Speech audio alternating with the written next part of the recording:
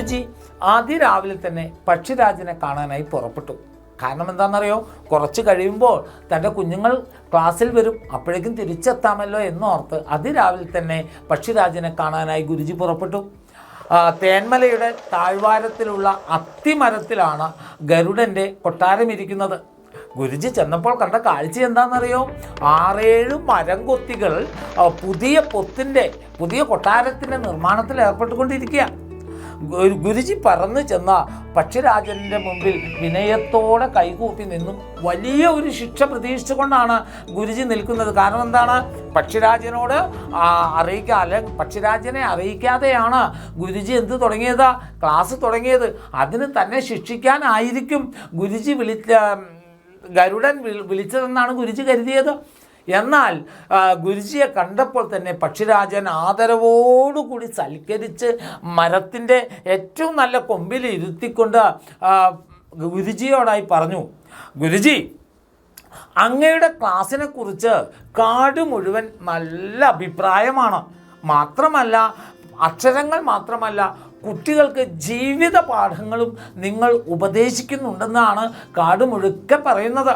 അതുകൊണ്ട് ഞാൻ വിളിപ്പിച്ചത് എന്തിനാണെന്ന് വെച്ചാൽ, ആഴ്ചയിൽ 2 ദിവസം ഈ അത്തിമരത്തിൽ വന്ന് അങ്ങ് ക്ലാസ് എടുക്കണം. എൻ്റെ കുഞ്ഞുങ്ങൾക്കും എൻ്റെ കുടുംബത്തിലെ കുഞ്ഞുങ്ങൾക്കും ഒക്കെ ആയിട്ട് ഇവിടെ ക്ലാസ് എടുക്കണം. അതിന് പ്രതിഫലമായിട്ട് അങ്ങക്ക് എൻ്റെ കദളിത്തോട്ടത്തിൽ നിന്നും 4 കദളിപ്പഴം വീതം പ്രതിഫലമായി തരാം. ഗുരുജിക്ക് ആശ്വാസമായി. കാരണം വലിയൊരു ശിക്ഷ പ്രതീക്ഷിച്ച് വന്ന തനിക്ക് ഇത്രമാത്രം അംഗീകാരമാണല്ലോ കിട്ടിയത്. ഗുരുജി ആഴ്ചയിൽ 2 ക്ലാസ് എടുക്കാമെന്ന് സമ്മതിച്ചു. അതിനുശേഷം പക്ഷിരാജൻ ഗുരുജിയെ ബ്രേക്ക്ഫാസ്റ്റിന് വേണ്ടി ക്ഷണിച്ചു. പക്ഷിരാജനോടൊപ്പം പ്രാതലും കഴിച്ച് ഗുരുജി വേഗം തൻ്റെ ചേലമരത്തെ ലക്ഷ്യം വെച്ചുകൊണ്ട് പറന്നു ചെന്നു.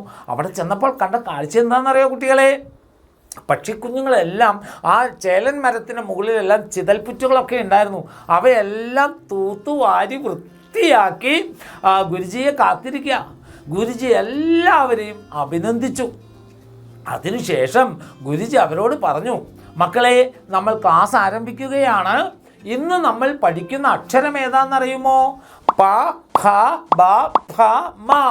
ഈ അക്ഷരങ്ങളാണ് പഠിക്കാൻ പോകുന്നത് എന്നും പറഞ്ഞ് ആ അക്ഷരങ്ങളെല്ലാം ഗുരുജി നല്ല വലിയ ചേലൻ മാങ്ങയിൽ കൊത്തിവെച്ചു.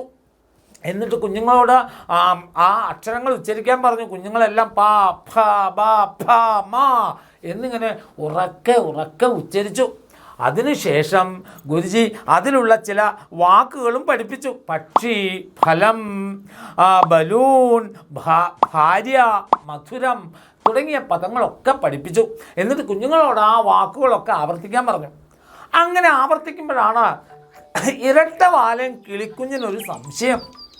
കുഞ്ഞ് ചോദിച്ചു, അല്ലയോ ഗുരുജി, തെക്കു ഭാഗത്തുനിന്ന് വന്ന എൻ്റെ മാമനും മാമിയും, മാമൻ പലപ്പോഴും മാമിയെ ഭാര്യയെ എന്നാണല്ലോ വിളിക്കുന്നത്. മാത്രമല്ല, മാമൻ പാടുന്ന പാട്ടിലും ചില വാക്കുകളുണ്ട്.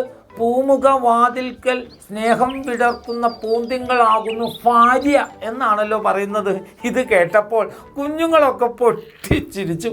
എന്നിട്ട് ഗുരുജി പറഞ്ഞു, അതേ, ചില പ്രദേശങ്ങളിൽ ഭാര്യ എന്ന പദത്തിന് ഫ എന്ന അക്ഷരം ഉച്ചരിച്ചുകൊണ്ട് ഉപയോഗിക്കാറുണ്ട്. അത് ഓരോ പ്രദേശങ്ങളിലും ഭാഷയ്ക്ക് ആ പ്രദേശങ്ങളുടേതായ വ്യത്യാസമുണ്ടാകും എന്നൊക്കെ പറഞ്ഞിട്ട് ചില ഉദാഹരണങ്ങളും ഗുരുജി പറഞ്ഞു. നീ എന്ന് നമ്മൾ ഉച്ചരിക്കുന്നത് ചില പ്രദേശങ്ങൾ ഇങ്ങയായിരിക്കും, ചില പ്രദേശങ്ങളിൽ ഈ ആയിരിക്കും, ചില പ്രദേശങ്ങളിൽ ഇജ് ആയിരിക്കും.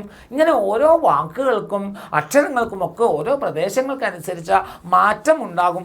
അതിന് നമ്മൾ പറയുന്ന പേര് പ്രാദേശിക ഭാഷാ വ്യത്യാസമാണ് എന്നൊക്കെ കുഞ്ഞുങ്ങൾക്ക് വെറുതെ പറഞ്ഞു കൊടുത്തു. അതിനുശേഷം ഗുരുജി പറഞ്ഞു, അങ്ങനെ മക്കളെ, നമ്മൾ 25 വ്യഞ്ജനാക്ഷരങ്ങൾ പഠിച്ചു എന്ന് പറഞ്ഞു. ആ വ്യഞ്ജനാക്ഷരങ്ങൾക്ക് ഓരോ പേരിട്ടിരുന്നു അല്ലേ നമ്മൾ എന്ന് ഗുരുജി പറഞ്ഞുകൊണ്ട് ആ പേര് പറഞ്ഞു. ഖരം, അധികരം, അധികരം, മൃദു, ഘോഷം, അനുനാസികം എന്നൊക്കെ നമ്മൾ പഠിച്ചില്ലേ എന്ന് പറഞ്ഞിട്ട് ഗുരുജി ആ ഓരോന്നും പിരിച്ച് പറഞ്ഞു കൊടുത്തു. ഖരം കചടതപ, അധിഖരം ഖജടതപ, മൃദു ഗജടതപ, ഘോഷം ഖജടതപ, അനുനാസികം നമ. ഇങ്ങനെ 25 വാക്കുകളും പറഞ്ഞു കൊടുത്തതിന് ശേഷം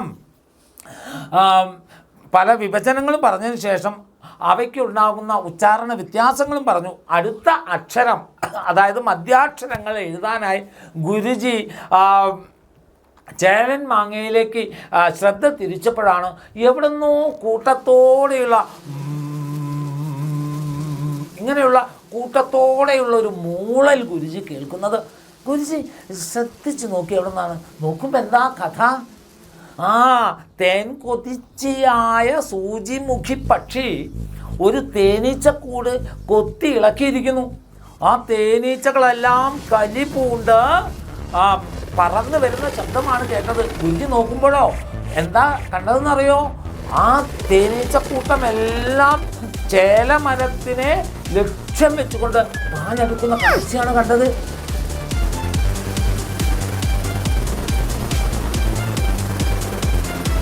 നമ്മളെല്ലാവരും നമ്മുടെ സുന്ദരമായിട്ടുള്ള നമ്മുടെ കിങ്ങിണിക്കാട്ടിലൂടെ ഇങ്ങനെ സഞ്ചരിച്ചുകൊണ്ടിരിക്കുകയാണ്. അപ്പൊ നമ്മുടെ ഗുരുജി തത്തയും കുഞ്ഞും കുരുവിയും കുറച്ച് കുറുമ്പനായിട്ടുള്ള നമ്മുടെ കുഞ്ഞനും അപ്പൊ എല്ലാവരും ഒത്ത് എൻ്റെ മക്കളെല്ലാവരും കഥ നമ്മുടെ എപ്പിസോഡ് 1 മുതൽ 7th അല്ലെ 7ാമത്തെ എപ്പിസോഡ് വരെ എല്ലാവരും കണ്ടിട്ടുണ്ടായിരിക്കും. പിന്നെ ഈ കഥയെക്കുറിച്ചുള്ള ഫീഡ്ബാക്ക് നിങ്ങൾ എല്ലാവരും അയച്ചിട്ടുണ്ടായിരുന്നു. അതിൽ കുറേ ഫീഡ്ബാക്ക് ഒക്കെ കണ്ടപ്പോൾ നമ്മുടെ എക്സാം വിന്നർ ഹോൾ ടീം നല്ല സന്തോഷത്തിലാണ്. അപ്പൊ ഇതേപോലെ തന്നെ എല്ലാ എപ്പിസോഡും കറക്റ്റായിട്ട് കാണാം. നിങ്ങൾക്ക് വേണ്ടിയിട്ട് കുഞ്ഞു കുഞ്ഞു കാര്യങ്ങൾ അല്ലേ, അതായത് നമ്മൾ ബേസിക് ആയിട്ടുള്ള കാര്യങ്ങൾ പഠിക്കാൻ വേണ്ടിയിട്ടാണ് ഈ അതിമനോഹരമായിട്ടുള്ള കഥ എൻ്റെ മക്കൾക്ക് നമ്മുടെ ഷാജി സാറൊക്കെ എൻ്റെ മക്കൾക്ക് പറഞ്ഞു തന്നിട്ടുള്ളത്.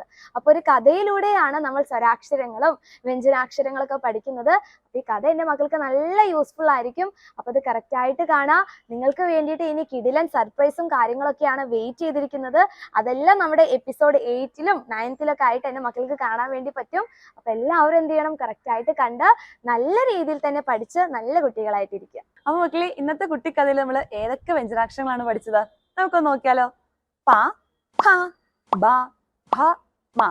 അപ്പൊ ഇതുമായിട്ട് ബന്ധപ്പെട്ട് വരുന്ന 1-2 കുട്ടി കുട്ടി വാക്കുകളും കൂടെ നമുക്കൊന്ന് നോക്കാം. പാ കൂട്ടി ഏതൊക്കെ വാക്കുകളാണ് മക്കളെ ഉള്ളത്? പാമ്പ്, പട്ടം. ഭ കൂട്ടിയോ? അപ്പൊ നിങ്ങൾ വിചാരിക്കുന്നത് മിസ് എന്താണിത് ഫ എന്നല്ലാതെ ഭ എന്ന് ഉച്ചരിക്കുന്നത് അല്ലെ? പ പ്ലസ് ആയാണ് ഇതിന്റെ ശരിയായിട്ടുള്ള ഉച്ചാരണം. അപ്പൊ നമ്മൾ കറക്റ്റ് ആയിട്ട് എങ്ങനെ വേണം ഉച്ചരിക്കാൻ വേണ്ടിയിട്ട്? ഫ എന്നല്ല ഭ എന്ന് വേണം ഉച്ചരിക്കാൻ വേണ്ടിയിട്ട്. അത് കൂട്ടി ഏതൊക്കെ വാക്കുകളാണുള്ളത്?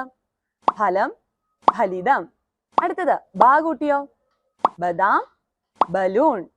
ഭാ കൂട്ടി? ഭാരതം, ഭാര്യ. ഏറ്റവും അവസാനമായിട്ട് ഏതാണ്? മാ കൂട്ടിയോ? മാങ്ങ, മധുരം. ഓക്കെ, അപ്പൊ ഇത്തരത്തിലുള്ള കുട്ടി കുട്ടി വ്യഞ്ജനാക്ഷരങ്ങളും അതുമായിട്ട് ബന്ധപ്പെട്ട് വരുന്ന വാക്കുകൾ നമ്മൾ ഡിസ്കസ് ചെയ്തു. അപ്പോൾ ഇത്തരത്തിൽ നമ്മൾ ഇന്ന് പഠിച്ച ഈ വ്യഞ്ജനാക്ഷരങ്ങളുമായിട്ട് ബന്ധപ്പെട്ട് വരുന്ന മറ്റ് വാക്കുകൾ മക്കൾക്ക് അറിയാമെങ്കിൽ എന്നല്ല, അറിഞ്ഞിട്ട് എന്ത് ചെയ്യണം, കുറഞ്ഞ 3 വാക്കെങ്കിലും എഴുതി ഈ താഴെ കൊടുത്തിരിക്കുന്ന നമ്പറിൽ വേഗം നമുക്ക് അയച്ചു തരിക. ഇതിൽ നിന്ന് തിരഞ്ഞെടുക്കുന്ന മക്കൾക്ക് നമ്മുടെ സർപ്രൈസ് ഗിഫ്റ്റ് ഒക്കെ ഉണ്ടായിരിക്കും. അതുപോലെ തന്നെ നമ്മുടെ അടുത്ത പാർട്ട് അല്ലെങ്കിൽ ഈ കഥയുടെ ബാക്കി എന്തായിരിക്കും സംഭവിച്ചിട്ടുണ്ടാവുക എന്നൊക്കെ അറിയാൻ വേണ്ടിയിട്ട് മക്കൾ എന്ത് ചെയ്യുക, നമ്മുടെ അടുത്ത എപ്പിസോഡിന് വേണ്ടിയിട്ട് വെയിറ്റ് ചെയ്യുക.